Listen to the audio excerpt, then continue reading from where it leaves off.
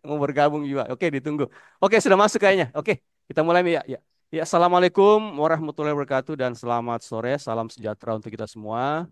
Terima kasih sudah Waalaikumsalam. meluangkan waktunya untuk hadir di Zoom meeting kita ini ya, untuk membahas tentang diskusi ringan ya tentang tema sejarah kita hari ini.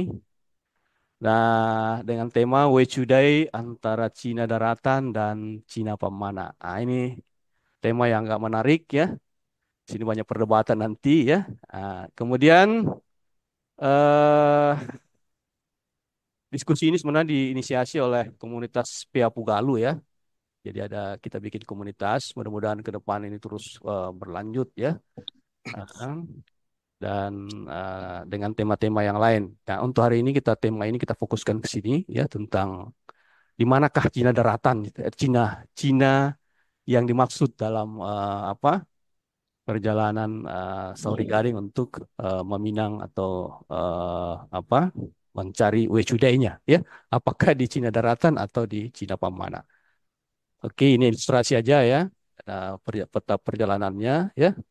Kalau dia dari Luwu ke Cina, itu lintasannya seperti itu. Kemudian kalau dari Cina, dari Luwu ke Cina Pamana seperti gini juga. Ya nanti mana yang realistis, ya, mana yang logik gitu. Nah, nanti kita bedah dengan narasumber kita yang telah hadir bersama kita, Kanda Haji Nawawi Sangkilat. Beliau ini adalah putra asli Luwu. Dia lahir di Wotu, ya. Kemudian pendidikan beliau adalah sarjana hukum tata negara Fakultas Hukum UI. Jadi beliau alumni UI, ya, sebuah universitas yang sangat terkenal ya di Indonesia. Orang-orang cerdas berada di sana ya. Kemudian pengalaman kerja sekilas tentang pengalaman kerja beliau. Beliau aktif di lembaga bantuan hukum, ya. Kemudian pegawai negeri sipil tahun 90 sampai 99. Anggota DPRD, ya, Provinsi Sulawesi Tengah periode 1919 sampai 2004. Kemudian anggota Komisioner KPID dan anggota DPRD di periode 2009 sampai 2014. Kemudian beliau juga aktif ya, beliau aktif di media-media massa ya, termasuk menulis-nulis ya di buku ya.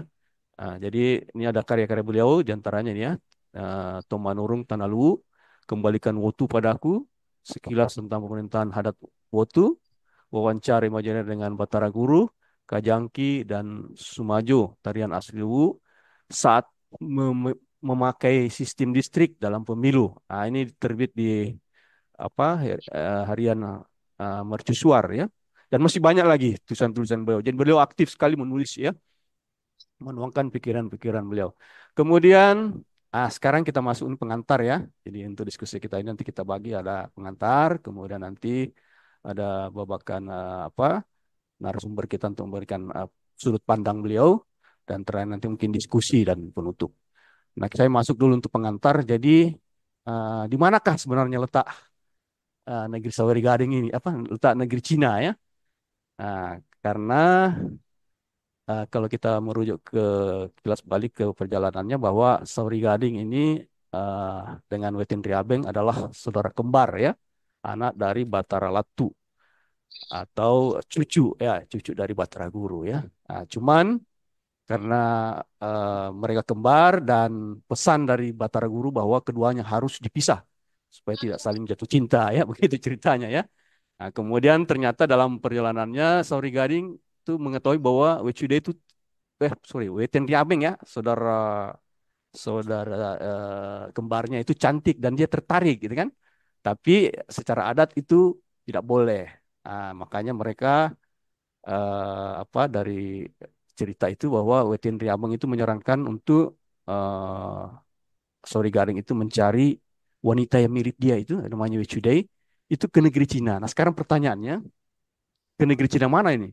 Ya, apakah ya di Pamana atau yang di Cina Daratan? Nah, ini yang menjadi tema kita. Karena dari diskusi ini nanti akan apa menentukan sudut pandang kita tentang kisah Lagaligo ini ya. Apakah dia sekedar mitos seperti cerita apa namanya Kancil dan Buaya misalkan, atau dia betul-betul cerita yang memang ada ya, yang hidup waktu itu kan? sudah terjadi waktu itu. Nah, kemudian ini ada beberapa, kalau kita lihat perbandingan letak jarak ya, ini kalau jarak dari apa namanya Luwu ke Cina ini agak sangat jauh ya, akan ditempuh beberapa hari. Kalau dari Cina ke Luwu ke Pemana ini mungkin cuma beberapa jam aja ya. Ah, ah. Nanti kita lihat, kita bedah. Kalau secara estimasi waktu ya, jarak Wotu dengan Pemana itu cuma 170 kilo. Kalau kita buka di Google Map ya, tinggal tarik garis ya. Kemudian asumsi kecepatan kecepatan perahu itu 11 berapa knot itu ya? Katakanlah 14 sampai 15 kilometer per jam, maka jarak tempuhnya ini cuma 12 jam aja ya, tidak butuh berbulan-bulan ya. Kalau kita tengok kalau dengan asumsi jaraknya itu adalah Lu sampai apa Cina daratan, maka itu jaraknya sekitar 3.700 dan itu memang ditempuh akan berhari-hari ya, bahkan bisa sampai 1 bulan ya. Nah, coba kita lihat bagaimana apa namanya ini para pemerhati sejarah ya, dalam hal ini Bapak Dr. Andes Muhammad Salim ya, bagaimana sudut pandang beliau terhadap kisah kitab Ilagaligo ini. Ini coba kita dengar dulu ya. Ya.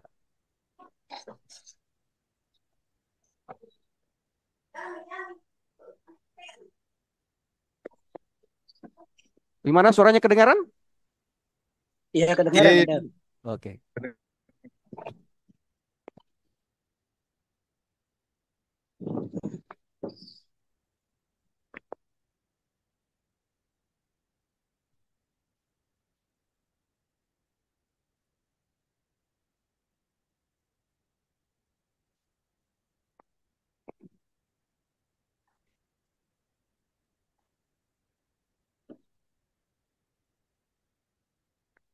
Tidak kedengaran, Kak, tadi. Halo? Pak Salim. Tidak kedengaran ya? Ya, Salim yang tidak kedengaran. Oke, sebentar. Share apa ini?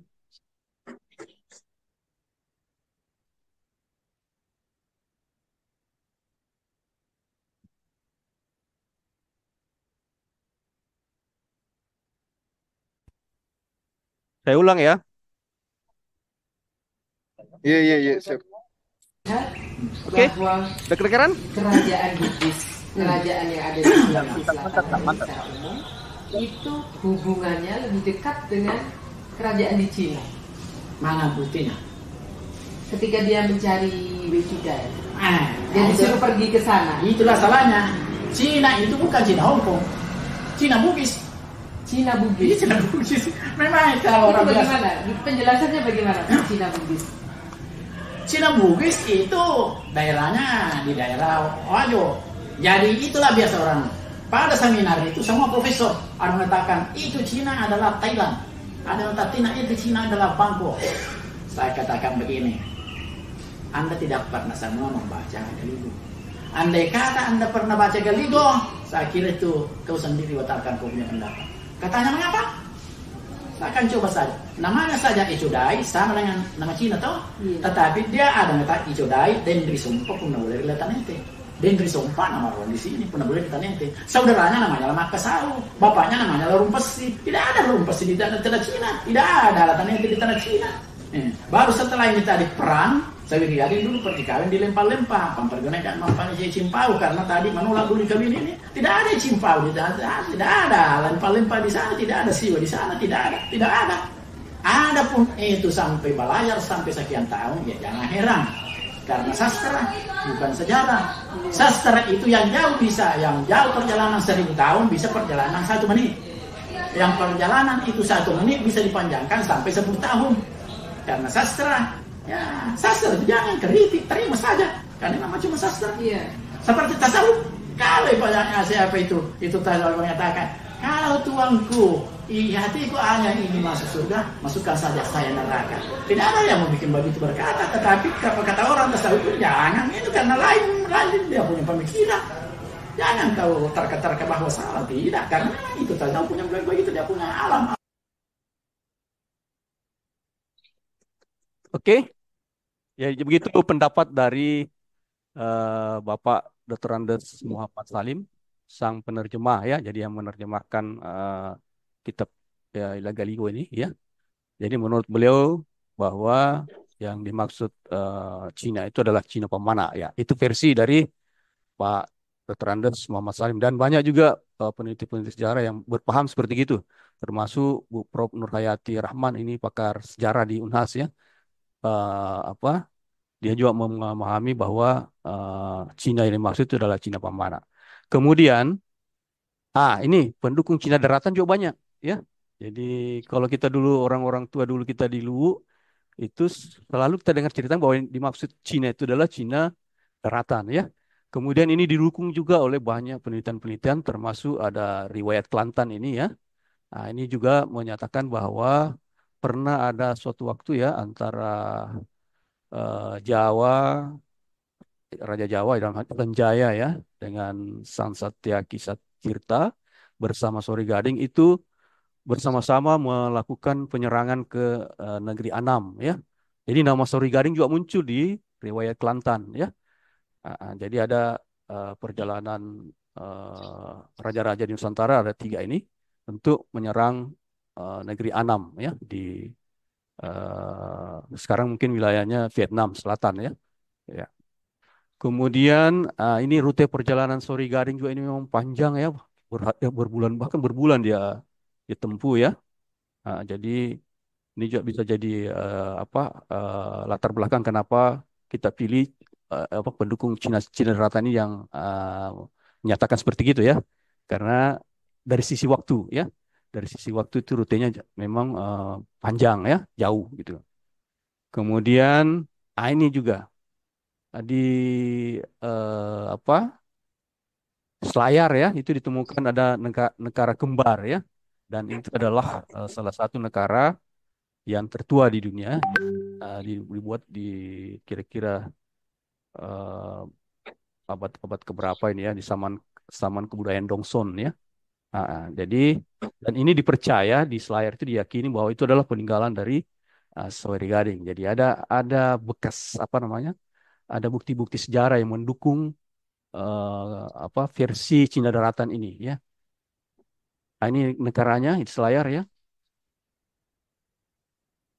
Kemudian ini juga ini secara apa sains ya. Jadi kita bisa melihat bahwa cerita Lagaligo itu tentang Sori Gading yang kapalnya karam ya atau terbalik ya sampai dia pulang itu didukung juga oleh apa citra satelit katakanlah seperti gini ya. Ini kita bisa lihat dari citra satelit bahwa di daerah yang disinyalir daerah karamnya kapal Sori Gading itu waktu dia balik dari Cina mau kembali ke Luwu itu dilihat dari peta kecepatan angin ini ya kita bisa ambil di NASA ini memang nampak di sini bahwa di daerah sini kecepatan angin sangat tinggi ya jadi memungkinkan memang bahwa kapal di sini bisa karam ya.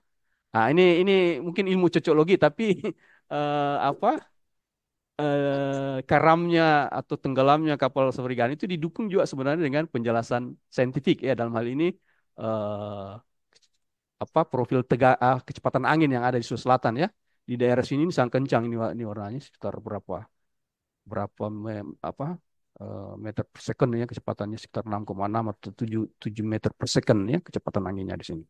Dan inilah sekarang yang dieksplor untuk dikembangkan menjadi pembangkit listrik tenaga angin kan. Ini ada di Selayar di Sidrap dan di Jeneponto ya. Jadi anginnya ini ditangkap dengan menggunakan nanti PLTB itu ya. Mungkin itu pengantar dari ya. Nah, sekarang kita masuk ke narasumber kita ya. Pak Nawawi mungkin dari sudut pandang beliau bagaimana ini tentang Day antara Cina Daratan dan Cina Pembana. Bagaimana konsep atau pemahaman dari Pak Nawawi ya. Silakan Pak Nawawi. Terima kasih. Minum air dulu saya. Iya, silakan.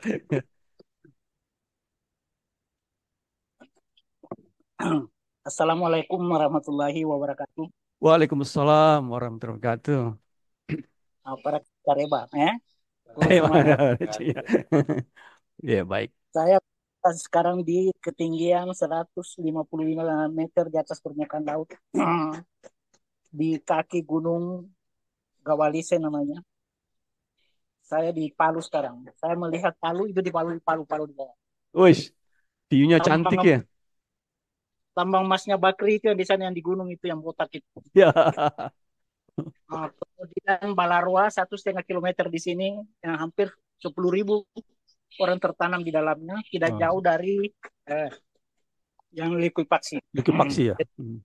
Ya, cerita tentang Lagaligo, cerita tentang Luwu tidak terlepas juga bahwa menurut wiracarita orang Luwu bahwa orang Paluku ini pun ada hubungannya dengan Lagaligo. Bercerita tentang Lagaligo, sehingga di sini ada cerita tentang Saweri Gading. Menariknya bahwa Lagaligo ini konon adalah merupakan karya sastra terpanjang di dunia, kurang lebih 7.000 halaman yang sudah terkumpul, mengalahkan Mahabharata yang ada dari India. Hanya kalau dipertanyakan siapa pengarang Mahabharata, orang langsung tahu ini yang menulis Mahabharata. Tapi kalau ditanya siapa yang mengarang Lagaligo, akan menjadi tanda tanya besar. Siapa penulisnya?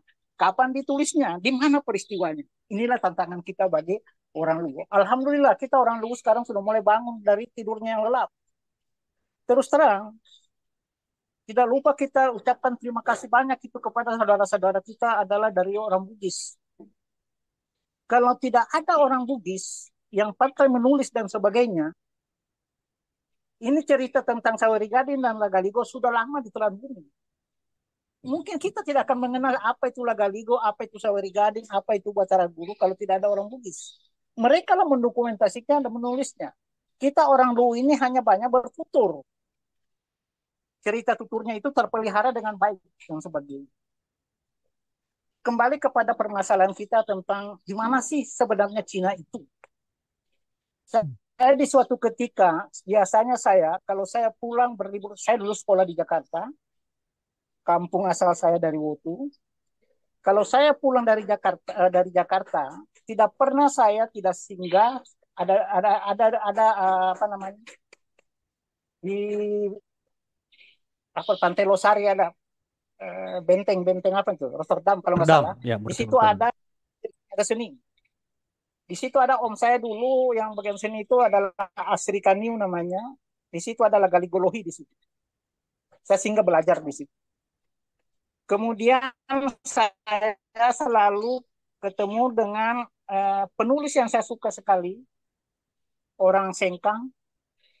Dia adalah kalau nggak salah guru besar hukum, Fakultas Hukum Universitas Hasanuddin, Profesor Zainal Abidin Farid. Kalau nggak salah, saudara kandungnya Profesor Hamsa yang ahli pidana. Kalau nggak salah, ya gitu. Saya selalu singgah diskusi dengan dia. Pada saat saya muncul di rumahnya, kalau nggak salah saya di kampus lama itu, terus lihat Fakultas Teknik, karena saya lewat rumahnya om saya, itu dia dulu dekan Fakultas Pertanian Universitas Hasanuddin, Profesor Muslimin Mustafa, lewat di situ terus bilang, oh di situ rumahnya saya datang. Pada saat itu Profesor Zainal baru pulang dari Palu, ada seminar dengan katanya siapa? Rektor Matulada. Dia tanya saya, ada anak muda mau belajar tentang ini, bilang tidak. Saya kebetulan sering membaca waktu disertasi doktornya Pak Matulada di Fakultas Sastra UI, kebetulan di belakang kampus saya hadir. Kalau nggak salah judulnya Matoa, kalau nggak salah saya hadir di situ. Lalu dia tanya saya, kamu anak sastra bukan Pak? Saya adalah Fakultas Hukum. Bidang saya tata negara. Tapi kau sering baca bukunya Pak Hasairin? Oh iya betul. Jadi dia tahu dia itu ahli hukum adat. Ceritalah tentang apa namanya pemahaman dia setelah ngobrol dengan kita. Cina, dia termasuk penganut bahwa Cina itu adalah Cina pemana. Cina pemana. Saya terima, tapi enaknya kita berdiskusi dengan profesor itu sama dengan saya beberapa bulan yang lalu saya ketemu dengan Ibu Nurhayati Rahman, enak sekali. Kayaknya kalau saya ke Makassar pasti saya cari beliau itu. Enak kita belajar diskusi sama orang. Ketemu di Malili waktu saya menjadi narasumber tentang budaya Luwu dengan kalau nggak salah profesor siapa lagi satu. Hanya saya yang bukan profesor. Tapi karena kecintaan kita kepada ini kita lakukan. Yang terkejut dia bahwa menurut pemahaman orang Luwu, dia tanya juga bagaimana Luwu. Saya bilang orang Luwu juga itu Pak, sebenarnya dulu punya namanya pau-pau. Kalau orang kita di sini mungkin dulu lontara. Di kampung saya disebut dengan pau-pau. Yaitu judulnya Mulai Toe. Mulai Toe itu. Hanya sayangnya di Luwu itu naskah-naskah yang begini disayangnya bukan main, dipinjam saja susah. Di suatu ketika ada penelitian dari Universitas Hasanuddin, kalau nggak salah namanya Profesor Salombe, ada 3 yang meneliti pada saat mereka pau-pau lontara mulai itu susahnya bukan main. Untung ada wartawan yang ada di sana dulu yang selalu mendampingi beliau namanya Pak Muhyiddin. Kalau nggak salah Pedoman Rakyat atau yang Pajar kayak gitu, yang wartawan itu. Ini bisa lah di saya katakan sama Pak Pro, kalau kami Pak Pro di Luwu itu jejaknya bukan hanya cerita. Beliau ini dulu lama di Singapura. Dia salah satu penterjemah Lagaligo. Dia melihat bahwa Lagaligo itu dari sudut pandang sastra.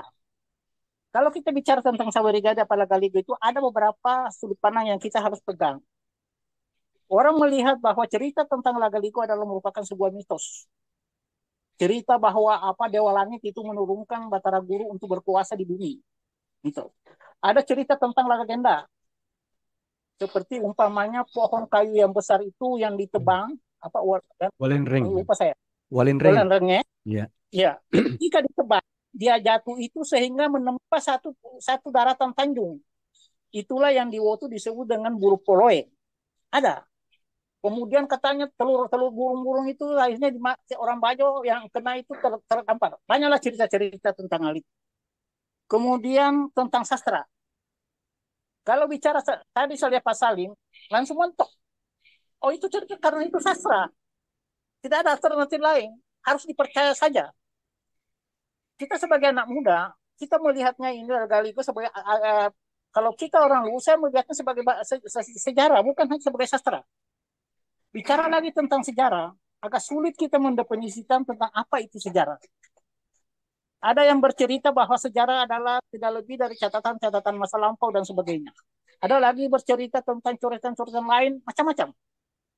Tapi saya ada tertarik juga seorang budayawan, sastrawan yang sangat terkenal baru meninggal tahun lalu. Dia adalah kelahiran Makassar. Besar di Bandung, kemudian di Jakarta, dia wartawan senior. Dia adalah penulis beberapa buku.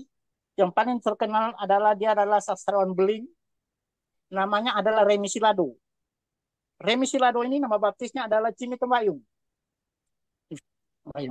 Dia menyatakan bahwa sejarah itu adalah selera.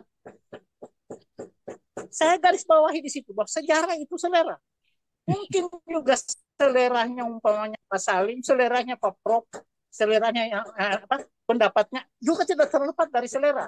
Sama dengan kita, mungkin juga tidak terlepas dari selera. Saya pikir-pikir ada betulnya juga ini Remi Silado. Ya. Tetapi untuk memperdebatkan itu tentang definisi tentang sejarah itu adalah jalan panjang yang susah. Menurut Profesor Pan Apeldoorn dalam bukunya Pengantar Ilmu Hukum, kalau nggak salah India di Study Pan Apeldoorn, bahwa tidak ada seorang pun sarjana ilmu sosial yang dapat mendefinisikan tentang ilmu sosial. Karena apapun yang disebutkan itulah yang betul menurut versi mereka. Itulah dulu kalau ada, saya masih ingat Profesor Ismail Suni, mungkin Bapak biasa dengar. Bilang, kita itu dosen itu tidak usah menanyakan kepada mahasiswa apa itu definisinya, apa definisinya. Cukup mereka baca, mengerti mereka, janganlah lagi tanya kepada ujian. Itu hanya menyita waktu saja menanyakan definisi kepada mahasiswa kita. Saya sependapat dengan itu. Tentang perjalanan ini, bayangin Bapak-bapak sekalian, saudara-saudara sekalian. Dari Luwu Purba, jadi kita sebut Luwu Purba ini. Luwu Purba. Di Luwu Purba, Batara Guru itu sebenarnya, Saweri Gading itu sebenarnya bukan tinggal di Usu dia. Ada perkampungannya itu namanya di Lasalamoa. Ketika dia berlayar ke Cina itu dan sebagainya, menurut versi Pak Salim juga tadi dan sebagainya, itu perjalanannya kurang lebih 3 bulan kalau nggak salah. Di dalam punya Ibu Profesor Nur Hayati Rahman, yaitu kekuasaan, cinta laut dan kekuasaan, ikan bahwa perjalanannya Saweri Gading ke Cina itu menempuh jalan yang sangat berliku dan cukup lama. Yang pertama dicatat di sini, saya melihat selama 15 malam perjalanan rombongan Saweri Gading berhadapan dengan bajak laut Majapahit. Majapahit. Satu tantangan. 7 hari kemudian rombongan bertemu dengan Tepu Solo, Tong Apunge. 9 hari kemudian dihadang lagi Tepu Gelang. Setelah 3 hari Laten Ripala. 9 hari kemudian ketemu dengan Tenriya Tomalaka. Kemudian puluhan malam kemudian Setia Bonga. Di antara ada 7 yang diungkap di sini, ada satu nomor 1 dan nomor menjadi catatan saya sendiri. Pertama adalah selama 15 hari dia berlayar, dia ketemu dengan berhadapan dengan bajak laut Majapahit. Majapahit.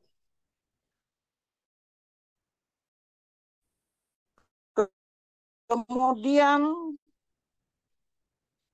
satu. Tenrinyiu ini ada kalimat terakhir disebut Tomalaka. To dalam pengertian kita orang Luwu adalah menandakan orang. To itu berarti dia orang Malaka. Kemudian yang satu tadi adalah bajak laut Majapahit. Dua peristiwa ini kalau menilik dari namanya dan sebagainya tidak ada dalam teritori Sulawesi. Mereka tidak ada di Teluk Bone. Kalau kita menilik dari namanya tidak ada di Teluk Bone. Perjalanannya itu pun cukup lama sekali. Bayangkan kalau kita secara logika berangkat pagi dari Pentomua, ini sebenarnya jarang dimuat di dalam buku Lagaligo dan sebagainya. Pentomua itu adalah pelabuhannya Saweri Gading. Itu di luar Wotu. Dari Pentomua ke Cina Pamana itu garis lurus kurang lebih. Ini 3 bulan. Kan logikanya nggak kena. Tapi kalau Pak Salim bilang kena karena ini pengertian sastra. Tapi kalau saya bilang Pak Salim tidak kena. Gitu, ya toh? Ya gitu. Kita kira 2-3 tahun yang lalu saya lagi nonton TV One. Ada kapal feri yang terbakar dari Kolaka ke pelabuhan yang ada di Bone, ya kan? Kalau nggak salah terbakar jam 7, jam 9 sudah dicari. Korbannya itu jam 9 sudah dicari korban oleh tim SAR. Apa namanya pelabuhan di Bone itu? Yang pelabuhan feri. Nah, di situ. Ketika dicari, berapa yang bisa diselamatkan?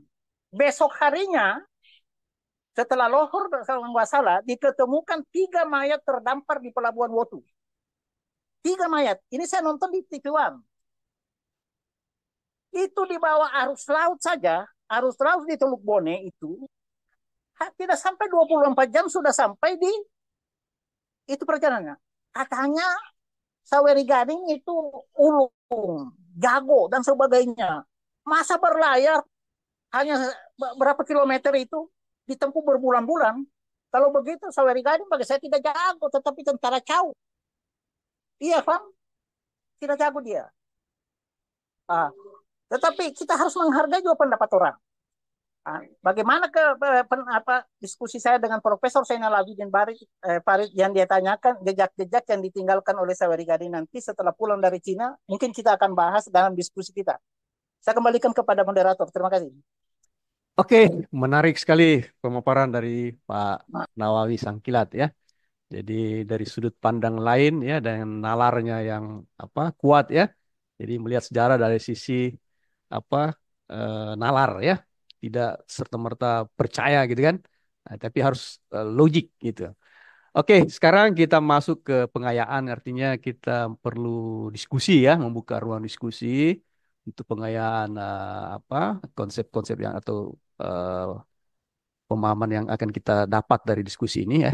Mungkin ada yang ingin mengeksplor lebih jauh, Pak Baso mungkin bisa, Pak Sul, ada yang ingin dielaborasi.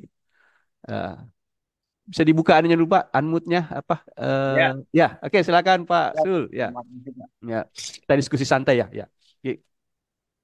Iya, memang kekayaan intelektual masa lalu itu warisan budaya yang sangat canggih sekali. Ya. Iya, iya, iya. Em, eh, Tidak apa-apa kalau misalnya saya tanggapi dari anunya Pak Profesor tadi yang video yang kita putar. Siap, siap, silakan. Ya, ya. Tidak apa-apa, Pak Prof bisa berpendapat seperti itu bisa juga. Tapi saya tidak tahu apakah beliau ini memang eh, apa disiplin ilmunya itu kebudayaan. Atau mungkin dia profesor atau dokter dari bidang yang lain mungkin. Iya. Kalau Karena Bu Nur Hayati itu memang bidangnya memang ke sejarah ya, ya ya, linguistik ya, ya. Mm. jadi terkait dengan perjalanannya Seri Gading, saya pernah diskusi dengan beberapa teman dari Cebu, Filipina. Kita coba korek-korek kaitan-kaitan Ya. dalam cerita-ceritanya mereka, kaitan-kaitan kerajaannya mereka. Kebetulan dia juga itu, artinya kalau kayak kita di sini kayak orang-orang dekat-dekat istana lah, maksudnya dekat kedatuan lah begitu.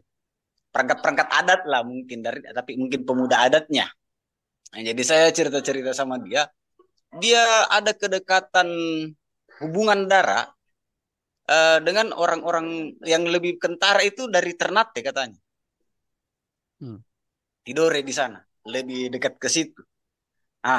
Itu baru satu cerita. Nah, dari kesimpulan-kesimpulan yang bisa kita lihat sekarang kan dunia sudah terbuka, Kak. Baik itu dari internet, di situ ada diskusi budaya, kemudian ada muncul istilah yang baru beberapa tahun belakangan juga saya tahu ada namanya Austronesia. Ya. Di mana ternyata kenapa dia katakan itu Austronesia, katanya itu karena adanya kesamaan budaya. Ada banyak kemiripan di sana. Tidak disangsikan kalau mungkin secara bahasa itu hanya satu dua kata saja yang sama. Ya, sedangkan kita di satu pulau Sulawesi saja sudah beda kalau bicara. Naik mobil 2 jam saja sampai Sulawesi, apa dibilang? Ya kan? Begitu. Jadi kalau berbicara tentang budaya dan kita mau nafikan hal-hal fakta seperti itu, justru kita belajar apa sesungguhnya gitu. Ya, budaya ini kan kalau saya mestinya kan kita berbicara dengan kesehariannya kita. Kenyataan-kenyataan yang kita dapati di lingkungan kita ketika kita kemana begitu. Jadi kalau hal-hal seperti itu dinafikan dari pertimbangan sisi kebudayaan, sementara kita bahas budaya terkait dengan perjalanan Sari Gading ke Cina, untuk apa kita sekolah? Ya, ya, ya, ya, ya. Menarik, menarik ya. Ya, saya sangat tidak Kak Di, karena contoh lah, kita bisa buka lah mungkin di Anggaplah referensi tercepat kita bisa pakai Google Map ya. Ya. Ya, Google Map. Nah, saya coba tunjukkan, aduh, sorry, mungkin terlalu bright. Saya pakai dulu filter. Apakah dia akan kentara nanti? Ya. Oke, ya, Nah, ini kelihatan. Ya, ya. itu kita yang ada tanda itu kan Sulawesi. Betul. Ya, Nah, di atas tanda merah itu ya. ada tanda merah itu sudah uh, apa? Taipei. Taipei, ya. Taiwan, ya. Ya. Taiwan, ya. Taipei, ya. Hmm. Itu sudah wilayah Taipei. Ya. Jadi saya kasih lihat ada mungkin sedikit hal-hal yang mungkin menarik untuk kita lihat ketika berbicara kapal tradisionalnya mereka. Hmm. Dan mungkin kapal seperti ini itu bukan hal yang eh, tidak pernah kita lihat khususnya di Sulawesi. Hmm. Karena ini sangat mirip dengan perahu-perahu sandek. Sandek, ya, betul, ya. Mirip, ya, betul. Sangat-sangat Ya, sandek malah, Kak. ya, ya, ya, betul, betul, betul. Sangat Menarik ini. sandek. Iya, iya. Nah, dan ini itu baru di wilayah situ saja, Kak. Hmm. Nah, pernah juga kita pernah dengar seorang mahasiswa yang tergabung di organisasi pencinta alam UI. Saya lupa tahunnya tahun berapa. Dia menggunakan kapal yang sama menjelajahi tembus di Australia, Kak. Dalam jangka waktu kurang daripada 1 bulan. Iya, Nah, iya. menggunakan kapal sandek. Dan itu seluruh dunia sorot waktu itu. Gitu loh. Itu kan budaya. Berlayar ini kan budaya. Gitu loh. Betul. Nah, kalau fakta-fakta semacam itu kita menepikan terus kita mau tekan Sauri Gading ini, lu harus jadi orang apa? eh, Cina pemana gitu loh. Iya, iya. Sementara kita harus sadari bahwa kisah Sauri Gading sekalipun dia bentuk tutur itu nggak ada orang sekarang mampu membuat begitu. Jarang malah. Mungkin ya penulis-penulis cerpen saja yang bisa, penulis novel seperti Wiro Sableng lah ya kan, yang bisa Iya. buat begitu. Nah, itu kalau zaman sekarang, Kak, yang memang ya kita sudah punya pulpen, kita sudah bisa sekolah. Nah, kalau di zaman Sauri Gading yang notabene-nya itu adalah zaman sangat boleh dibilang kalau dibanding sekarang yang dimana kalau kita jalan ke Seiko saja akses jalan belum ada. Kemudian tercetus sebuah kisah seperti itu membutuhkan menurut saya sendiri tidak mampu, Kak. Intelektual yang sangat-sangat brilian gitu. Itu enggak.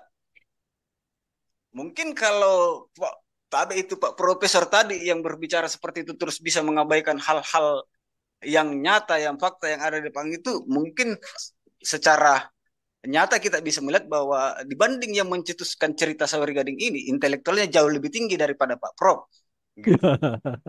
Iya, iya, iya. Ya, mungkin seperti itu saja, Kak. Oke, Saya makasih masukannya Pak Sul. Ya, jadi ini sambil menunggu ya komen-komen dari peserta yang lain ya. Jadi siap. saya dapati biasanya ya kalau kita di medsos ya bertemu dengan orang yang berpaham bahwa yang Cina yang dimaksud itu adalah Cina pemana. Ketika saya biasa explore lebih jauh, saya biasa tanyakan kenapa dibutuhkan waktu terlalu jauh lama ya untuk sampai ke Cina pemana.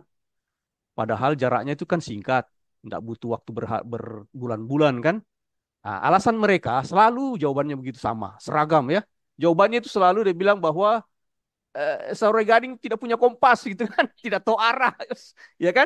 Nah, ini kan selalu apa ya? Jadi apa kesannya kan justru melecehkan apa downgrade kemampuan dari Sahure Gading ini ya, bahwa dia sampai tidak tahu berlayar gitu kan, karena dia selalu menganggap bahwa waktu itu belum ada kompas, padahal pelayaran di Nusantara pada waktu itu sudah seperti tadi kita bilang bahwa dia sudah bisa sampai di Australia ya dalam hitungan beberapa minggu atau beberapa bulan kan dia sudah sampai. Nah ini dianggap bahwa katanya Sauri Gading tidak punya kemampuan navigasi gitu kan.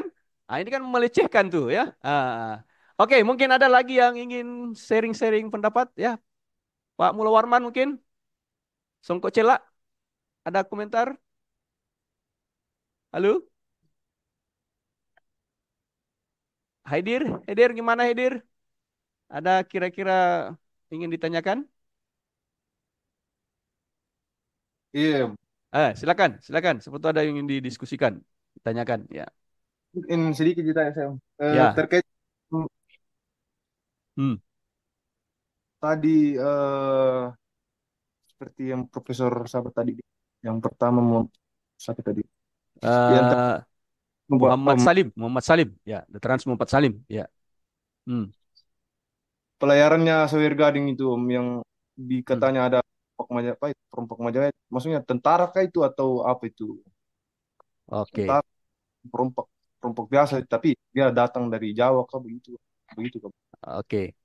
Kira-kira eh Pak Nawawi gimana kira-kira pertemuan Sauri Gading dengan apa perompak-perompak laut itu memang secara nalar apa memang masuk akal gitu Pak ya?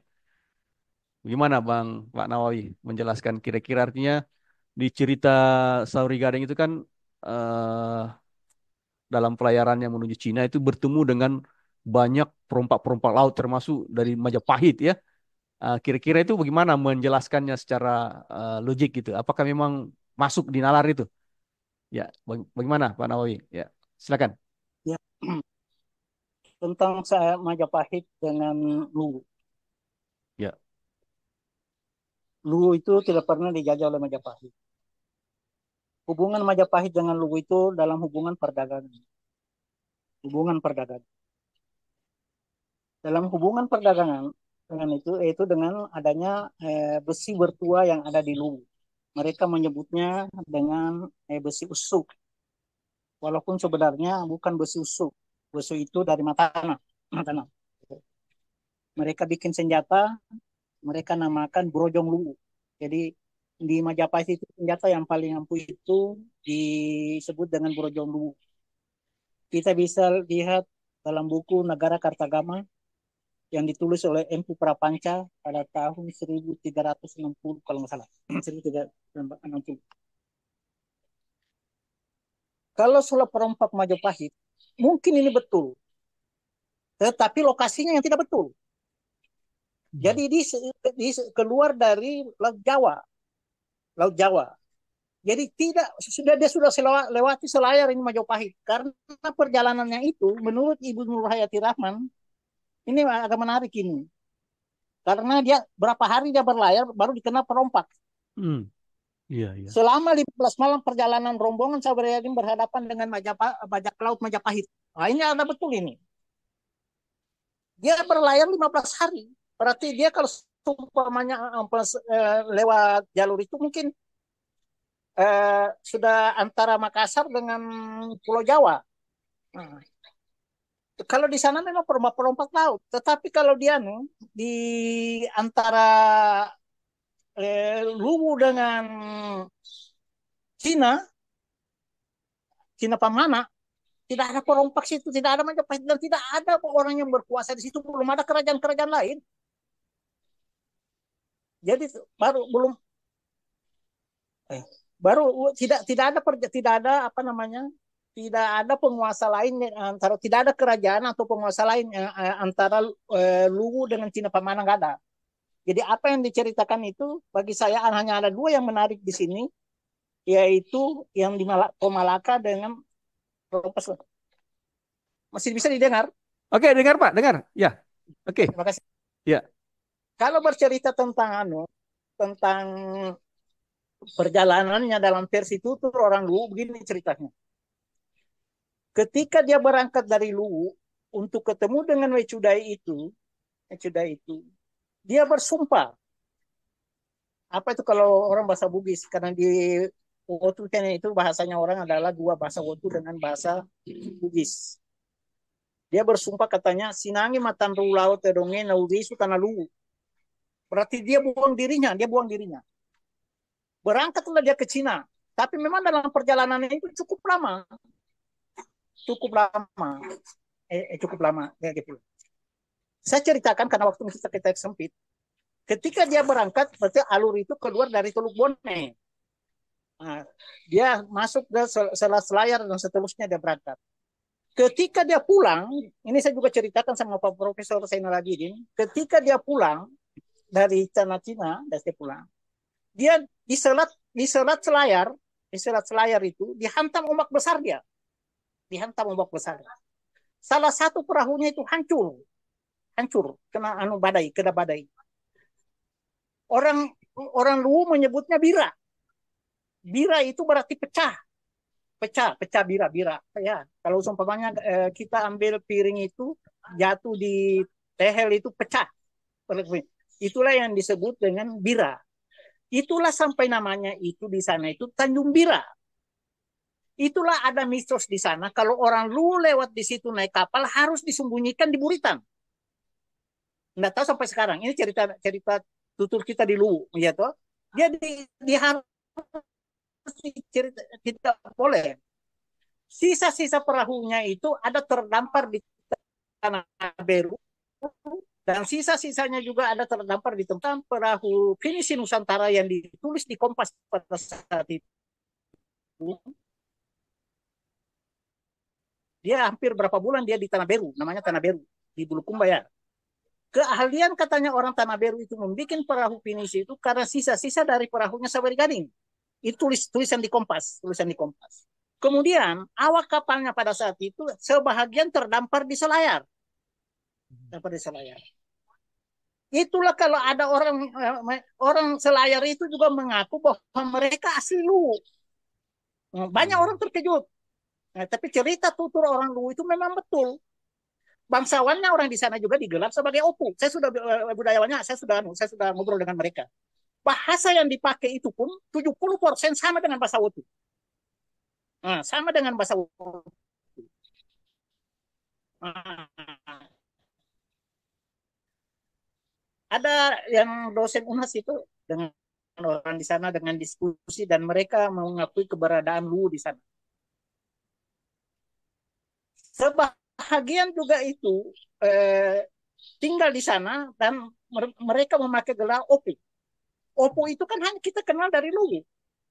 Bahasa yang digunakan itu seperti ada bahasa yang mirip dengan bahasa serumpun ini, Wotu, Buton Maleo, kemudian Kaidi.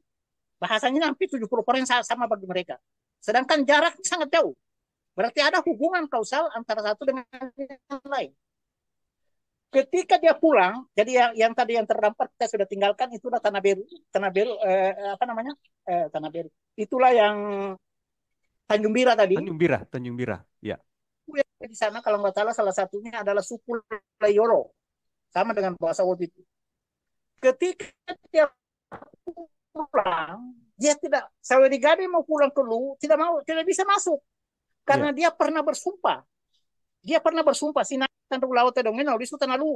Dia sumpah dirinya. Konon, maka dia kalau kita sekarang apa ya? Sambil menyuruh utusannya ke Luwu, mengurus utusannya itu, Saweri Gading menunggu. Menurut cerita tutur orang di sana, sambil menunggu di sana itu, masyarakat di sekeliling Saweri Gading itu bertanya siapa juga itu, katanya itu siapa itu. Menurut mereka itu Cina. Ada yang menyatakan mulai di situlah kampung itu namanya Cina. Oh iya. Nah, nama Cina karena dia kan kulitnya agak sedikit sawo mateng. Apa namanya? Bukan juga sawo mateng, apa namanya? Kuning langsat. Sebagian dia sebagian dia bongoloy. Iya. Ya kan? Jadi menunggu utusan dari Luwu untuk mempersiapkan kedatangan Batara Guru, Saweri Gading. Ya. Itulah sebabnya dia ahli Luwu. Setiap tamu agung datang itu dijemput dengan kerbau bertanduk emas. Bertanduk emas. Tapi kan tidak mungkin pakai emas lah. Mungkin hanya tanduknya di sepu-sepu aja mungkin ya. Setelah Saweri Gading pulang di Luwu itu, dia sudah dengan perangkatnya pulang. Dia sudah membawa alim ulamanya. Alim ulama apa namanya? Biksu-biksu toh? Bisu, ya. Alim biksunya itu, kalau Anda ke Wotu jalan ke pelabuhan itu, Pelabuhan Wotu ada sebelah kanan, kalau kita masuk Pelabuhan Wotu, itu namanya Serebesue. Kampungnya masih ada sekarang. Serebesue. Itulah padepokannya ulamanya biksunya Saweri Gading. Saya pernah ketemu dengan penulis buku, kalau nggak salah orang Malangke. Waktu datang di Palu dia, saya salah satu pembeda buku novelnya. Judul novelnya itu adalah Calabai. Calabai judulnya. Saya ditanya, bagaimana tentang pendapat Nawawi tentang biksu? Oh beda, saya bilang. Anda kan penelitiannya di Bone. Siapa namanya itu yang top sekali itu? Ya, biksu yang ada di Luwu, bisu yang dari Luwu, ini Luwu Purba ini, dalam pengertiannya Luwu di ada Luwu, adalah ulama. Memang dia ulama, dia adalah pemuka agama, bukan calabai dan bukan tabib. Dia bukan tabib. Dia memang ini itu namanya serebesue. Kalau kalau apa namanya? Kalau diterjemahkan dalam bahasa Wotu yaitu tempat bisu berkegiatan, menari dan sebagainya. Serebesue. Dia pulang dengan itu. Kemudian dia pulang itu ada penelitian OSIS kalau nggak salah itu, kalau orang memperkirakan itu katanya abad ke-12, nggak tahu lah saya. Tetapi keramik yang ditemukan di Tambu-Tambu dan sebagainya, termasuk yang ada di di Malangke apa Rebunta dan sebagainya, itu abad ke-12 dan sebagainya. Jadi ada peninggalan-peninggalan yang ditinggalkan di Saweri Gading. Jadi setelah dia pulang itu, entahlah. Kalau saya membaca Lagaligo dan sebagainya, sepertinya tidak pernah dia pulang. Ceritanya kan semua. Kalau kita membaca Lisatan Akan, hilang ini jejaknya orang Luwu ini. Syukur alhamdulillah kita mau bikin kayak begini. Dan sayangnya itu nomor satu bagi saya termasuk kayak Bobi ini. Kalau bisa itu cari orang pintar. Kalau saya orangnya begitu. Kalau saya umpamanya ke Makassar dan sebagainya, saya pasti cari itu Ibu Nur Hayati Rahman itu. Saya mau belajar sama dia. Ya, alamatnya ada sudah sama dia. 2 hari yang lalu saya ketemu di Facebook dan sebagainya. Karena walau bagaimana mencari orang pintar itu susah, iya kan? Dia kan mengetahui itu. Terlepas kita sependapat atau tidak, kita menghargai itu. Saya itu kitab-kitab Lagaligo dan sebagainya versi aslinya itu saya lihat. Ada yang tergulung-gulung, ada yang sudah hitam, ada yang belum voluntar. Waktu saya ditanya ternyata sudah nggak bisa dianu lagi karena sudah dimasukkan komputer semua, kan sudah tua sekali. Waktu itu saya ke Leiden University di Belanda. Waktu itu kami saya dengan Wakil Ketua DPR dulu Saprun Abdullah untuk mengetahui tentang Karajalemba. Adalah pejuangnya orang Palu di sini yang dimakamkan di Sukabumi. Mau dikembalikan ke Palu. Jadi kami menelusuri sejarahnya Karajalemba. Saya ketemu ahli sejarah di sana banyak, profesor bisa bahasa Indonesia, jago bahasa Indonesia. Dia bilang apa yang kami tulis itu jangan juga dipercaya, langsung ditelan. Jadi karena berarti mungkin Remi Silado tadi betul, sejarah adalah selera. Contoh kecil dia kasih. Lihat pejuang dari Aceh, namanya Cut Nyatin. Coba buka di buku sejarah Cut Nyatin. Ada gak Cut Nyatin pakai kerudung? Dia kan diikat kepalanya di atas ini kayak simpolong. Mana ada orang Aceh? Orang Aceh umur 6-7 tahun itu tidak boleh tidak pakai jilbab. Kalau dulu masih namanya kerudung. Dan dia bilang memang tidak betul itu. Kita hanya karang-karang itu. Jadi apa juga yang diceritakan orang Belanda itu jangan juga ditelan bahwa ini yang betul dan sebagainya. Walaupun dia profesor. Bagi saya, mereka punya gelar dan sebagainya, saya sangat hormat. Mereka melalui pendidikan yang tidak sedikit, itulah yang kita harus pelajari. Saya dalam catatan perjalanan saya, Pak. Saya pertama masuk di Palu, yang saya cari pertama adalah orang ahli sejarah dan pemuka masyarakat di sini. Yang saya cari pertama adalah tokoh Muhammadiyah yang namanya Rusdi Toana. Ini seorang yang sangat dihormati dan dia selalu tentang cerita tutur tentang kekaidian. Yang ahli lagi namanya Kaco Tuan Saihu. Di Jakarta saya bertemu dengan Imada. Saya mempelajari tentang kebetawian. Saya baru tahu. Ternyata Husni Tamrin adalah Bugis.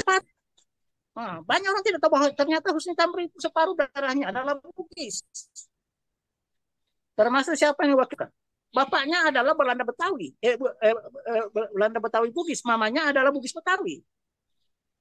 Kalau kita tidak mempelajari, mencari sendiri sebenarnya, kita akan ketinggalan. Lalu kita bisa menulis lah. Karena apa? Saya tulis mungkin yang Bang Awi itu, ketika orang tidak tahu Bang Awi itu di Facebook itu Nawawi Sangkilat. Iya, iya. Kita menulis yang paling utama itu apa? Seperti kejujuran bagi saya, kejujuran murahnya. Kenapa? Jangan kita membawa dosa apa namanya nih, catatan digital. Kita mengarang-mengarang tulisan dan sebagainya, padahal kita mengelabui orang. Besok-besok kita masih di dalam kubur, orang sudah baca kebohongan kita. Menyebar hoax ya, hoax jariah, hoax jariah. Iya. Kalau ada kesalahan dan sebagainya tanpa kita sengaja dan sebagainya, ya itu kita serahkan sama Allah kan, dan sebagainya. Bagi saya ada kepedulian yang begini, sukalah saya. Ya, assalamualaikum Bu Anu, Bu, apa namanya? Siapa tadi? Si Sul.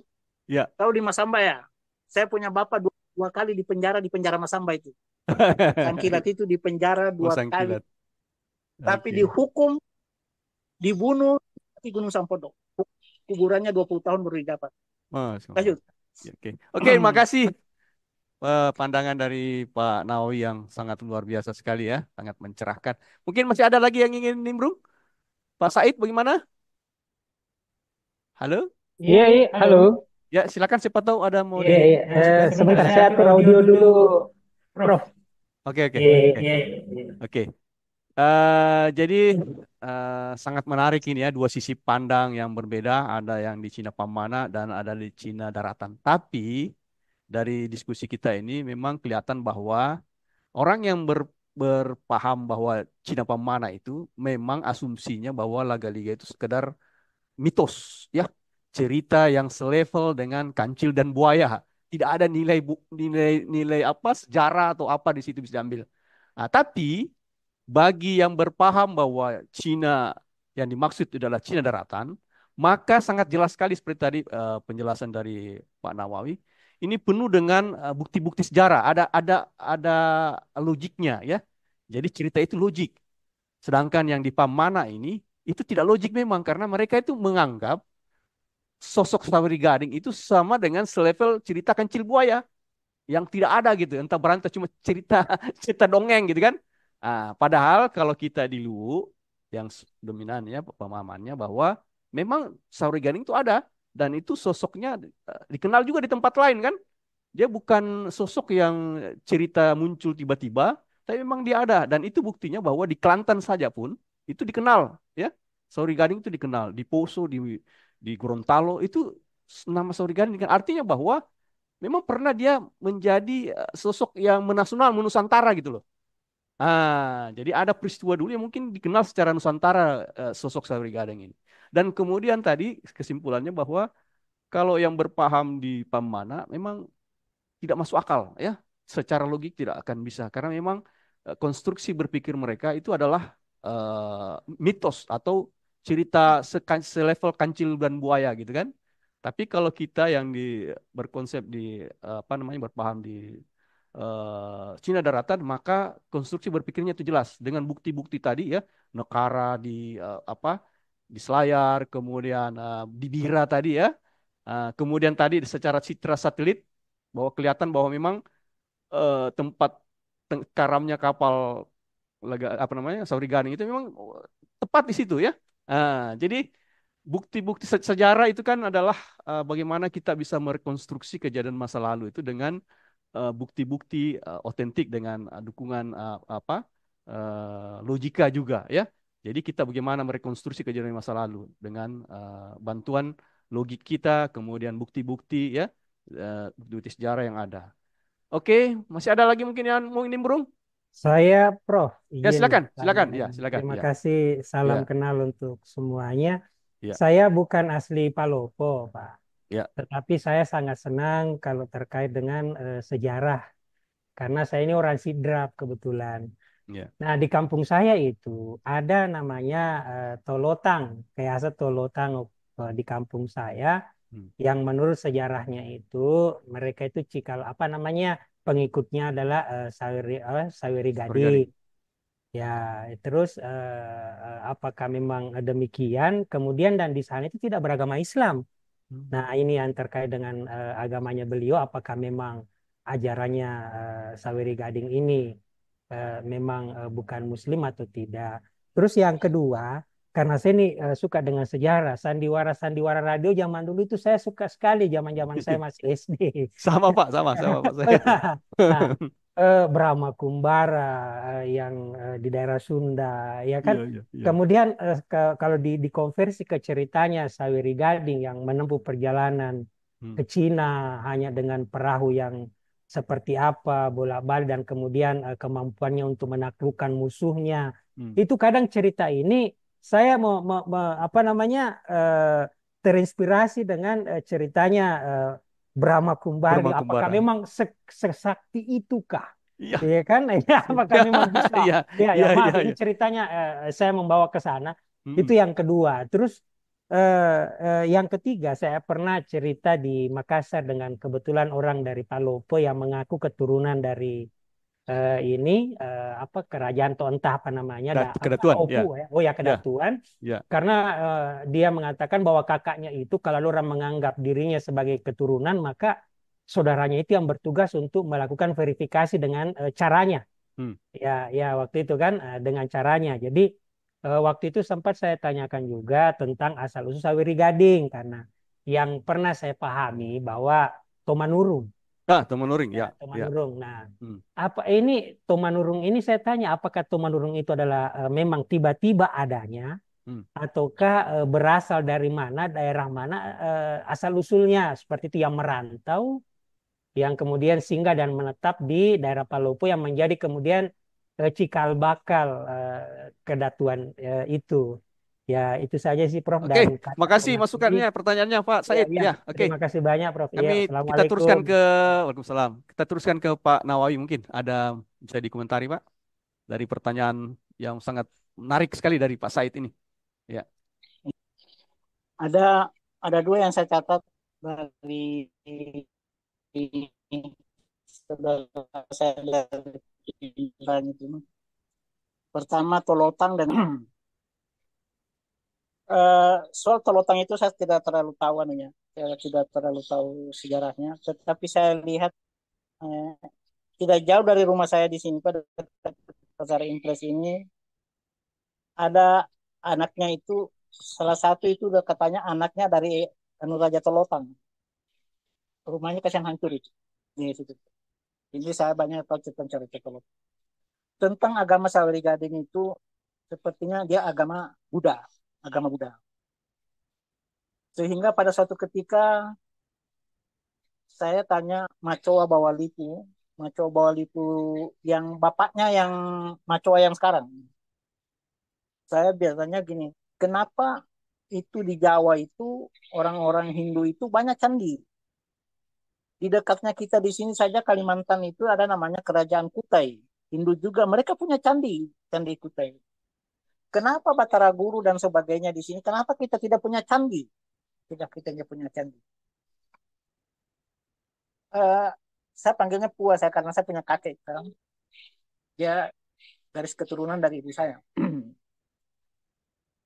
Jadi dia bilang, Awi kalau dia bilang begini, Awi edolah waktu itu mau pakai manu batu dan sebagainya. Eda pola mati itu tetapi lakungkum itu batu. Maksudnya begini. Kita tidak boleh pakai rumah batu ataupun rumah bikin candi kayak begitu karena kita belum meninggal dan sebagainya. Kita sudah dibawa oleh batu. Saya mau tanya apa lagi? Pendapatnya sudah begitu. Kita mau orang ini kan orang tua. Tetapi setelah saya pindah di di Jakarta pindah di Jakarta. Saya kalau setiap libur Pak, saya ke Pak. Keliling Jawa Barat itu. Mau jalan-jalan saya ketemu Hiangan Sunda itu. Saya tanya, kenapa di Jawa Timur dengan Jawa Tengah banyak sekali candi? Ada Borobudur, ada ini dan sebagainya. Kenapa kita di Jawa Barat tidak ada? Itu ternyata apa yang dijawab oleh Matsua Bawalipu tadi itu sama dengan jawabannya ini. Tokoh Sunan ini. baru saya terpikir bahwa apa yang dibilang kakek saya dulu itu ternyata betul. Masa-masa kecil kita dulu kan kita orang Luwu ini, kalau dia orang kaya itu yang di tembok itu hanya tangganya saja. Rumahnya masih kayu semua, tangga saja, ya kan? Saya lihat dulu itu ada di Mas Samba, ada di mana di saya lihat bilang ada betulnya. Ternyata kepercayaan mereka hampir sama. Itu. Kemudian Tomanurung. Saya baca bukunya Dr. Randos Baharudin. Dia sepertinya budayawan dari Sulawesi Tenggara. Judul bukunya adalah Tomanurung. Bukunya itu dia mengutip pendapat dari Profesor Matulada. Pengertian Tomanurung katanya begini. Tomanurung itu bisa berasal dari bahagian pemerintahan suatu kerajaan. Umpamanya kerajaan umpamanya A menugaskan kepada seorang keturunannya menjadi pemegang kekuasaan di suatu daerah B. Raja pertamanya di situ yang ditugaskan oleh bapaknya tadi itu dan sebagainya, itulah disebut Tomanurung. Kedua, menurut Profesor Matulada, orang yang memiliki pengaruh sangat luar biasa dan mengalahkan yang lain, karena pengaruhnya sangat luar biasa, maka dianggap Tomanurung. Contoh kecil, negara Republik Indonesia ini kan sudah puluhan tahun diperjuangkan untuk merdeka dan sebagainya. Tetapi nanti zamannya Soekarno dan Muhammad Hatta bisa kita merdeka. Maka menurut Profesor Matulada, itu bisa disebut sebagai Tomanurung. Karena dia memiliki pengaruh yang sangat luar biasa. Kemudian seumpamanya lagi orang itu muncul tiba-tiba tetapi tidak tahu asal-muasalnya. Contohnya kayak begini. Saya seumpamanya berlayar dari Bulukumba mau ke Surabaya saya. Tiba-tiba perahu saya dihantam oleh ombak besar. Maka terdamparlah saya di Selayar. Di Selayar. Waktu itu Selayar belum ada orang. Kebetulan di itu di perahu yang kita tadi terdampar itu ada perempuan dan ada laki-laki. Pokoknya saya dengan perempuan itu. Kawinlah saya dengan mereka, maka lahirlah anak pinak saya. Mungkin keturunan 5, 6, 7 itu dia pasti tahu bahwa saya dari Wutu. Istri saya ini mungkin dari Bulukumba. Karena terdampar di pulau, dia tidak tahu asal-muasalnya, maka kita punya nenek moyang dulu hanya turun dari langit, diturunkan di Selayar. Nah, itu 3 contoh yang diberikan Profesor Matulada. Itu, saya baca bukunya Pak Burhanuddin, judulnya adalah Tomanurung. Saya pikir ada betulnya. Jadi itulah yang disebut dengan Tomanurung. Nah, sama dengan kita di Luwu. Menjadi tanda tanya besar, siapa sih sebenarnya Tomanurung? Ada 2 tokoh yang paling menonjol. Ya, malah ada 3. Satu adalah Batara Guru, orang yang pertama sekali muncul di Luwu. Kemudian yang terkenal lagi Saweri Gading, yaitu cucunya. Kemudian ada lagi Lagaligo yang memperkenalkan. Ya toh? Ini kalau kita memakai yang tadi itu adalah sangat terkenal pendapat kedua, maka mungkin yang Tomanurung itu adalah Saweri Gading, bukan Batara Guru. Karena banyak penulis-penulis sekarang lebih ditonjolkan Saweri Gading dan Lagaligo dibandingkan Batara Guru. Padahal Batara Guru adalah orang yang pertama muncul di sana. Kemudian Batara Guru. Batara Guru itu bukan orang Luwu, Pak. Batara Guru itu pendatang di Luwu. Bukan juga orang Wutu. Bukan juga Mona, bukan orang sebagainya. Dia pendatang. Namanya saja beda. Iya tuh. Nama Batara Guru. Tidak ada orang Timur itu, orang Pamona, orang Wutu dan sebagainya pakai nama-nama itu. Jadi lihat namanya saja sudah agak lain. Kan bahwa memang itu katanya Wecuda itu nama depannya, namanya ada kan Wecuda itu Torisompa. Kalau nggak salah namanya. Dia bilang ada nama Bugis Torisompa. Iya kan? Ini kan juga sudah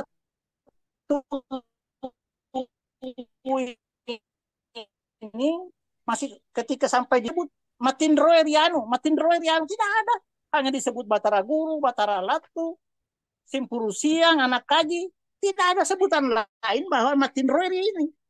Ini kan ditambah-tambah orang. Kalau saya sebenarnya menjadi Ratu Luwu, saya pertahankan yang asli. Iya kan? Saya tidak mau krisis identitas. Iya kan? Saya mau betul-betul yang kayak begitu. Kalau dalam buku ini, bukunya ada Pak. Ini. Dilihat ada, bisa dibaca Pak anu. Jelas. Ya, jelas, kelihatan ya, ya. Di dalam buku itu siapa itu Echudai? Ya, ini saya bilang. Echudai adalah seorang peranakan ibu Tionghoa, ayahnya bukan Tionghoa. Seorang peranakan biasanya diberi nama yang cuma terdiri daripada 2 huruf, 2 silabus, tanpa nama dan set atau naga celebrity dan lain. Tetapi peranakan yang ayahnya seorang Tionghoa, ibunya bukan Tionghoa, tetap memakai 3 huruf namanya. Free syllabus. Orang Tionghoa adalah family name. Nah, Sweng Cheliong Aryodhama, ayahnya bernama Wiwisesa, tidak lain adalah Prabu Wisesa, seorang raja Majapahit. Diketahui ayah Wechudai bukanlah seorang Cina, melainkan seorang laki-laki keturunan Luwu, semacam dengan Batara Guru yang merantau ke Cina, mengawini perempuan suku Tionghoa yang melahirkan Wechudai. Kan beda, dan mungkin tidak ada tempat lain. Kenapa begitu? Karena penulis-penulis tentang Lagaligo ini juga dikritik oleh George Adzondro. Pada umumnya penulis dan peneliti tentang Lagaligoan tidak keluh, tetapi menulis tentang Luwu dan sebagainya di luar daripada Luwu. Jadi banyak hal yang bicara tentang Luwu, tetapi dia tidak tahu. Ada yang menulis tentang besi usuk. Ini kita punya kawalin dari besi usuk. Di usuk tidak ada besi. Itu miliknya orang Matano di atas. Jadi banyak hal yang apa namanya? Seperti saya pernah mau nonton punya Pudatu itu ada ke bola Marajai. Sebenarnya tidak ada bola Marajai. Itu aslinya adalah Banu Oge. Kemarin lagi saya baca namanya Turungan Bajo. Tidak ada Turungan Bajo, yang aslinya adalah Turunga Bajo. Kita orang Luwu ini diperteli dengan asimilasi. Kita tidak bangga dengan diri kita sendiri. Saya maunya kita ini sama dengan Malcolm X di Amerika Serikat. Adalah seorang mu'alaf yang mau menyebarkan Islam, dan dia adalah golongan yang kulit hitam, minoritas dan sebagainya. Bagaimana untuk mengembangkan Islam pada saat itu? Dia bilang tidak ada jalan lain, maka kita harus bangga sebagai Islam. Maka di dadanya dibikin kaos, saya Islam dan saya bangga. Kita orang Luwu juga harus begitu. Saya Wijato Luwu dan saya bangga. Kalau kita tidak bangga, nggak bisa kita. Alhamdulillah anak-anak muda orang Luwu sudah mulai. Saya sebenarnya iri sama orang Bugis saya. Orang Bugis itu cinta sama budayanya luar biasa. Mereka rajin menulis dan sebagainya. Terserah sependapat atau tidak, itu urusan lain. Mereka sudah berbuat. Kita tidak. Malah kita tidak apa? Kita menulis bahwa seperti saya menulis bahwa Luwu bukan Bugis dan sebagainya. Kita demosi orang. Katanya Pak Nawawi benci orang Bugis. Benci dari mana? Sebagian darah saya ini orang Bugis. Iya kan?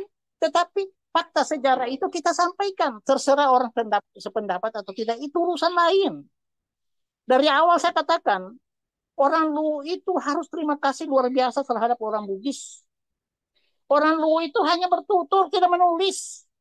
Kalau tidak ada orang Bugis menulis, tidak ada itu Lagaligo. Tidak ada anak kenal Saweri Gading. Dan kita tidak diskusi tentang ini kalau tidak ada orang. Itu ucapan terima kasih kita mereka. Lanjut. Oke, terima kasih Pak Nawawi. Menarik sekali ya. Waduh, mantap sekali ya. Terutama tadi bagaimana memotivasi anak-anak muda di Luwu ini untuk terus belajar sejarah ya.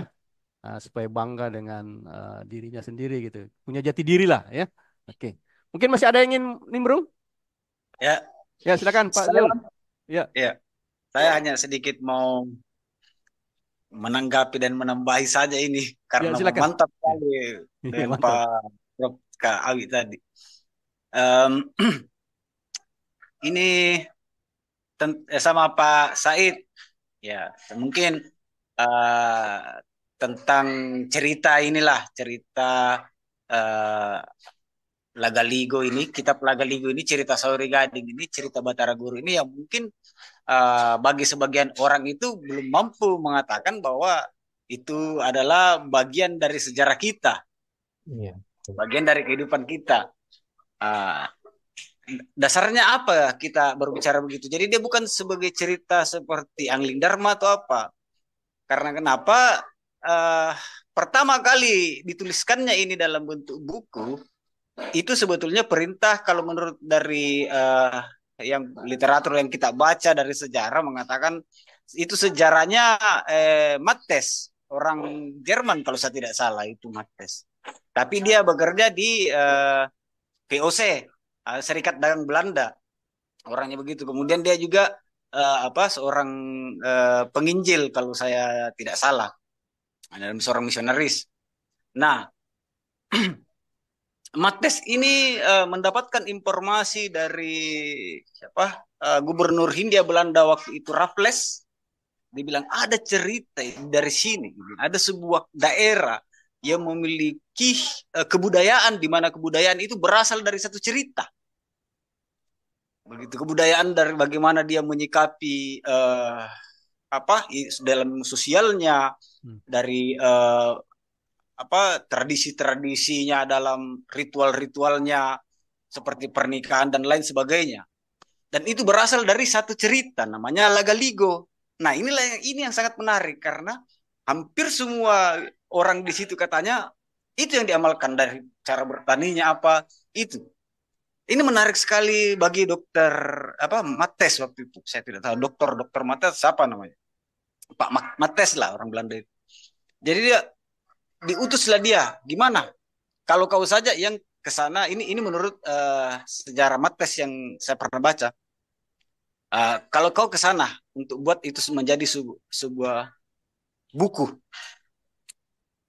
Nah, dia datang ke sana kemari katanya dia di wilayah Sulawesi untuk mencari seorang yang bisa menulis saat itu. Dia tidak temukan. Maka dia diarahkan katanya sampai di Makassar, dia diarahkan ke seorang anak raja yang bernama Culik Pujie. Di situ dia desak, Culik Pujie, lu mau nggak tuliskan ini cerita-cerita Lagaligo? Mau nggak? Wah, gini-gini karena katanya ada persoalan ekonomi dan lain sebagainya. Bahkan secara belak-belakan Dr. Mattes mengatakan di situ orang tuanya Culik Pujie itu orang yang punya mental yang kurang bagus gitu. Di matanya hanya nafsu apa segala itu, dan itu dituliskan dalam bukunya, cuman ya mungkin tidak perlu ditranslate seperti itu juga kalau untuk konsumsi edukasi. Jadi dari situlah awal mulanya kenapa seperti yang dikatakan Kak Awi tadi, Puang, ya memang betul kita harus berterima kasih kepada mereka karena sudah menuliskannya. Dan akhirnya ada seperti pembicaraan sampai hari ini. Ya, mungkin seperti itu saja, Bang. Jadi Lagaligo itu adalah sebuah tutur. Sebenarnya kalau Lagaligo itu mau dirangkum semua, karena itu seperti yang dikatakan Raffles tadi, bahwa itu adalah asal usul daripada tradisinya, budaya kita. Di sini. Nah, itu berarti hal yang bukan mitos, Bang. Gitu. Itulah yang menjadi tradisi kita. Seperti itu, Bang. Terima kasih mungkin. Oke, makasih Pak Sul ya. Oke. Ya, oke, jadi diskusi kita sangat menarik cuma karena waktu mungkin ini ya. Jadi mungkin kita masuk ke sesi penutup. Mungkin Pak Kandanawawi ada statement penutup untuk diskusi kita hari ini. Silakan, Pak. Ya, terima kasih. Menarik sebenarnya. Apa yang dibilang oleh Pak Sul itu, kalau bagusnya nanti kita bahas pada tema tersendiri nanti. Siapa itu Mattes, Countess, Watu Puji, dan sebagainya. Lalu kenapa Giorgio Adicondro protes mereka, kenapa tidak ke Luwu, kenapa menulis Luwu, kenapa Anda padahal Luwu dekat, dan sebagainya. Itu kan Giorgio Adicondro. Giorgio Adicondro itu adalah meninggal di Palu Kesendia. Dia meninggal di Palu. Tentang orang-orang Belanda seperti Mattes dan sebagainya. Kalau di Sulawesi Tengah ini yang paling top adalah Kruits. Dulu orang-orang di sini agak ketersinggungan ketika mereka menyebut bahwa di sini Sulawesi Tengah pada umumnya itu disebut sebagai Toraja Barat. Toraja Barat. Budayawan dan sebagainya di sini menganggap bahwa ada satu diskusi mereka kan, tetapi kita salah menerjemahkan apa yang dimaksud oleh Kruits, ya kan? Contohnya begitu.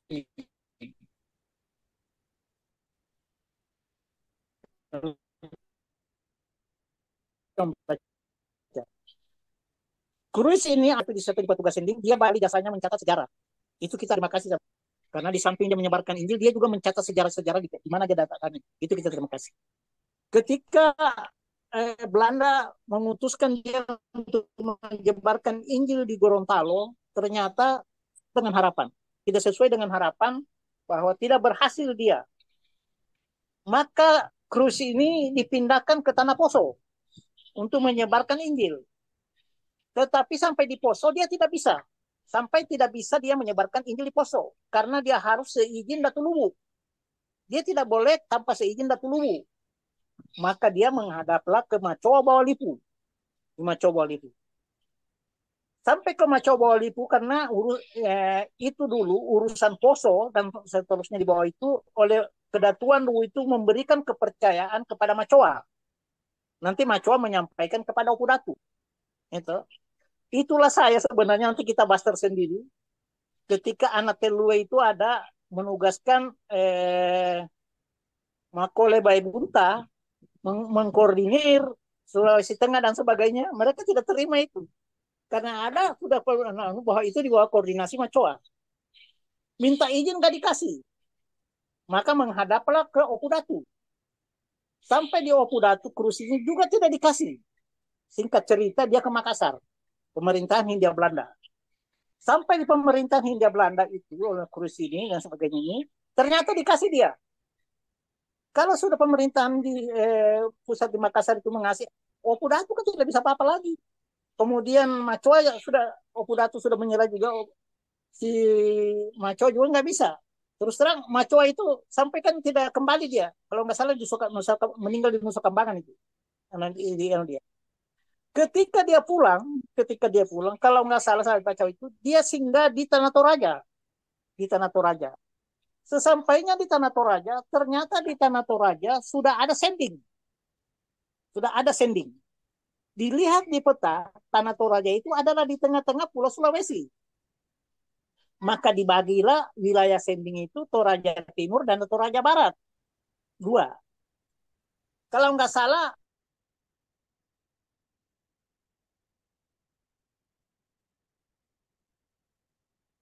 Anda bisa cari nanti. Itulah pembagian wilayah sending. Jadi kata Toraja Barat dalam bukunya Krus itu bukan budaya.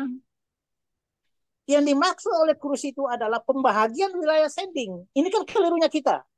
Nah, kenapa kita keliru? Kita juga tidak bisa salahkan. Karena catatan-catatan Krus itu adalah apa yang dia lihat tentang budaya, dia tulis tentang budaya. Dia lihat tentang ini, dia tulis tentang ini. Itu tentang ada tulisan Krus itu tentang penyerahan upeti orang di Poso dan sebagainya kepada Datu Luwu itu melalui Macoa Bawah Lipu itu. Saya baca dari tulisannya Krus, kalau saya tanyakan Macoa Bawah Lipu, ternyata betul. Sehingga waktu deklarasi Malino, waktu di Malino itu, ada satu poin nomor 6 itu seakan-akan itu Poso identik dengan Pamona. Ketika rapat untuk menetapkan deklarasi Malino dipimpin Yusuf Kala waktu itu Menko Kesra dia, saya protes bahwa Poso bukan hanya milik orang Pamona, tetapi segala suku dan itu dibawahi oleh Kedatuan Luwu. Tanah yang ada di sana itu disebut dengan tanah datu. Tanah datu. Jadi karena dia tanah datu, dia menyerahkan upeti oleh tim saudara-saudara kami yang Kristen dari Saweri Gading P5, ya, ada beberapa yang orang Kristen itu utusan Kristen, saya dari kelompok Islam. Karena menyusun hukum keamanan dan ketertiban itu di deklarasi Malino itu ada 5 orang. Pertama adalah Danrem, kedua Kejati, Ketiga adalah Kapolda Kota Makassar, namanya Pak Zainal Abidin. Yang pihak Kristen adalah Sawi Garing kelima, yang mewakili Islam saya Nawawi Sangkilat. Dihukum keamanan dan ketertiban dan deklarasi Malino, jadi kita yang setuju penanda tangan. Akhirnya poin 6 itu diganti. Poso adalah bagian integral negara kesatuan Republik dan sebagainya. Itu karena kita membawa sejarah. Itulah saya dulu waktu saya di DPR, saya ribut dengan itu. Siapa direktur apa itu? Direktur PT Inko. Namanya Rompengan Musuh. Saya bilang, Pak, saya kasihan dia saya punya datu. Mungkin raja yang paling miskin di Indonesia ini tetapi kaya alamnya, tapi kasihan dia. Ada yang hanya kepala suku kayaknya luar biasa seperti di Balikpapan, saya di Kalimantan itu hanya milik ada batu bara seperti itu. Padahal kalau menurut saya bilang itu PT Inko hanya kalau kasih CSR dan Tulu itu kecil. Tanah itu adalah tanah datu namanya, tanah datu. Saya lihat lagi daftar di Kompas pada saat itu, coba di Kompas Pak. Komisaris tidak ada orang Luwu. Kasihan orang Luwu ini saya bilang. Dimiskinkan, padahal itu punya mereka.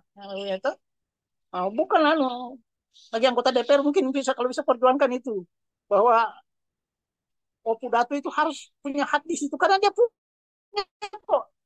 Hanya sayangnya memang dalam penyusunan macam-macam tidak dilibatkan adat. Harusnya diberikan sampai di situ. Sekedar itu, sekedar renungan. Terima kasih. Assalamualaikum Oke, warahmatullahi wabarakatuh. waalaikumsalam warahmatullahi wabarakatuh. Sangat menarik sekali ya. Pertama tadi di poin terakhir itu tentang bagaimana kedatuan ya. Jadi mungkin perlu juga nanti kita undang lah sekali-sekali untuk ikut di ini di diskusi kita ini ada perwakilan dari kedatuan ya. Sehingga bisa nanti mengoptimalkan nanti kedatuan ya dalam hal ini dapatlah CSR ya masa masa dengan sumber daya alam yang melimpah tapi tidak percit sedikit pun ya. Jadi setidaknya adalah ya artinya menghargai sejarah gitu kan. Sejarah bahwa dulunya memang itu kan dalam kendali kedatuan dulu ya.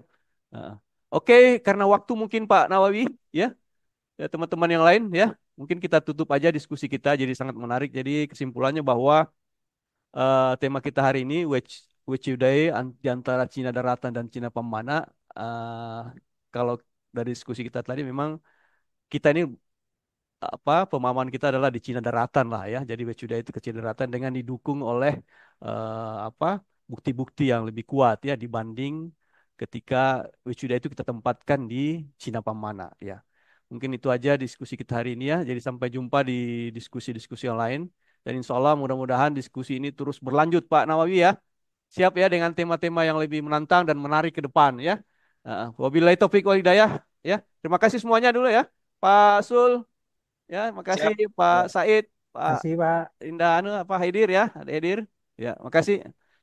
Ya, Assalamualaikum warahmatullahi wabarakatuh. Ya, Waalaikumsalam izin live ya. Ya. Siap. Nama budaya.